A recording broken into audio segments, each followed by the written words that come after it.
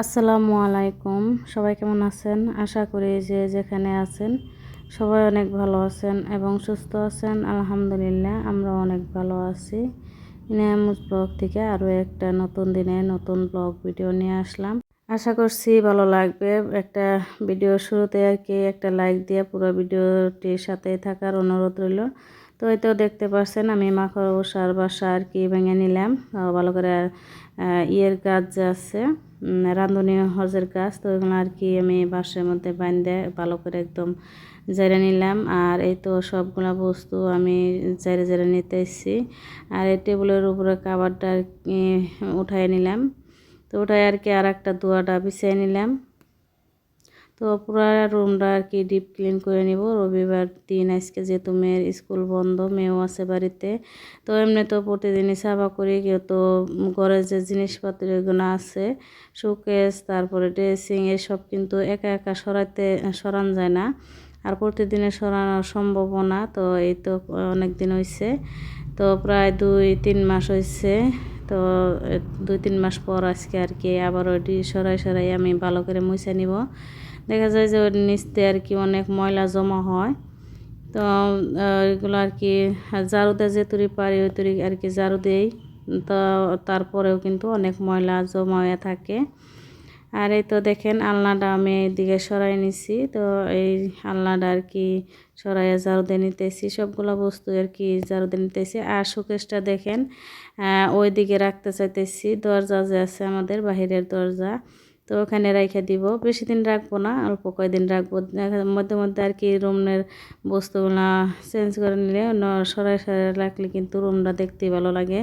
পুরো সবসময় এক জায়গায় বস্তুগুলো দেখতে ভালো লাগে না। আর এই দিকে থেকে সরাই না কি জন্য দেখেন, ওই তো আমাদের ওয়ালের কালার কিন্তু উঠে গেছে। তো যখন নতুন কালার করলো ওই সময় কালার থাকে না, ওইভাবে ফুলে উঠে যায়। যার জন্য ওখানে আলনা আর হচ্ছে শোকেস রেখে দিই ডাইখে রাখার জন্য। তো কালার উঠে যায়, যার জন্য কিন্তু আমাদের এই ওয়ালটা একদম অল্প অল্প করে যে তুরি কালার উঠে যায় ওই তুরি ভাঙিয়ে দিচ্ছে, ভাঙিয়ে আবারও তারপর পুটিং মাইরে কালার করছে, তা আবারও তারপরেও কিন্তু কালার উঠে গেছে, যার জন্য ওইভাবে রেখে দেওয়া হয়েছে। আর এই তো দেখেন শোকেসটা এখানে রাখছি, টেবিলটা একদম পালেঙের ঘেঁষে রাখছি। তো দেখতে কেমন হয়েছে অবশ্যই কমেন্টে জানাবেন। তো পরে রুমটা আপনাদেরকে দেখাই দিব এই ভিডিওতেই কিভাবে বস্তুটি রাখছি আমি। আর এই তো দেখেন সুপার রুমটা আমি ঝাড়ু দিয়ে নিলাম। আর সুপার কাভারগুলো আমি উঠাই রাখছিলাম, কারণ মেহমান আসছিল, তো কাভারের মধ্যে অল্প তুলা পড়ছিল, ভাবলাম যে উঠাইয়ে নেই। উঠাইয়া তারপরে এই তো ধুয়ে রাখছিলাম। তো তো আজকে আবার কাবাডি নাগায় রুমটা ঝাড়ু দিয়ে নিলাম ভালো করে, বারান্দাটাও ঝাড়ু দিয়ে নিছি, মুছে নিব।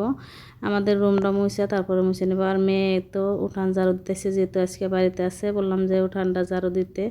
আর অনেকটা বেলা হয়ে গেছে, এখন কিন্তু বিকেলবেলা। এই তো ইনায়াও ঘুমাইসে রয়েছে। তো এখন আমি রুমটা তো সব কিছু কিন্তু এই যে গডরেজ আছে আর আছে ডেকি ড্রেসিং, তো এসব আমি কিন্তু সরাই নিছিলাম ওই দিক দিয়ে মুইসা, তারপরে আবারও ওই দিকে রেখে দিছি জায়গা মতো। তো এই তো আমি রুমটা এখন মুছে নিলাম, সব বস্তুগুলো সরাই মুছে নিছি ভালো করে। সাথে ড্রয়িং রুম তারপরে বারান্দাটাও আমি মুছে নিছিলাম। তো এখন হচ্ছে সন্ধ্যাবেলা, তো সন্ধ্যার চা খাইতে আসলাম। তো সারাদিনে কাজ করলাম আজকে। তো 2টা রুম বারান্দা সাফা করতে কিন্তু সারাটা দিন লাগছে, যেহেতু এখন ছোট দিন। তো এখানে তো ব্রেড ভাইজে চা খেয়ে নিতেছি, সাথে নাকি বিস্কুট দিতেছি।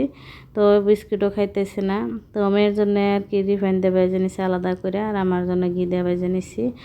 আর এই তো দেখেন এখন আসছি খিচুড়ি বানানোর জন্য। রাত্রে বেশি কিছু রান্না করতে হয় না, বেশি কিছু লাগে না।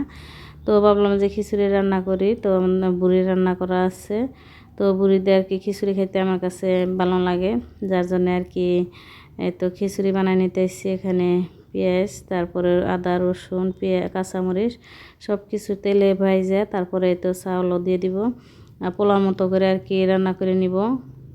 তো চাউলটা ভালো করে ভাইজে নিব, পোলাও যেভাবে রান্না করি এভাবে। যারা যারা এই পর্যন্ত ভিডিওটির সাথে আছেন তাদেরকে অসংখ্য ধন্যবাদ। একটা লাইক দিতে ভুলে গেলে প্লিজ লাইক দিয়ে পুরো ভিডিওটির সাথেই থাকবেন। যারা নতুন চ্যানেলটি সাবস্ক্রাইব করে দিয়ে নতুন বন্ধু হয়ে পাশে থেকে যাবেন। তো এই তো দেখতে পাচ্ছেন চালটা একদম ভালো করে ফুটতেছে, দেখাই গেতেছে। তো চালটা ফুটতেছে, তো এই পর্যায়ে তো গরম পানি দিয়ে দিব। তো গরম পানি দিয়ে আমি নাড়া অল্প একটু নাড়া দিয়ে ঢাকনা দিয়ে দিব। তারপরে তো পানি শুকিয়ে গেছে, অল্প অল্প পানি আছে। এই সময় একদম গ্যাসটা একদম কমায় দিয়ে তারপরে ঢাকনা দিয়ে দিব। সুন্দরভাবে চালগুলো একদম ফুটবে। তো এখন এই তো ঢাকনা দিয়ে দিছি, আর সাথে বুড়িটাও রান্না বসায় দিছি দিয়ে। তো আমি রুমটা ঝাড়ু দিয়ে নিতেছি, রুমটা গুছাই নিব। রান্নাঘরের যেগুলো কাজ আছে ওগুলো আর কি করে নিব। ইনার অনেক জ্বর উঠছে, সকাল থেকে অল্প অল্প মাথা গরম আছিল। তো ভাবছি যে এমনি, তারপরে কিন্তু অনেক জ্বর উঠছে। তারপরে তো মেয়ে পকোড়া খাবো বাগানের, যার জন্যে চাল তো ভিজানো ছিল না। বললাম যে পরে বানাই দিব, মানতাইছি না।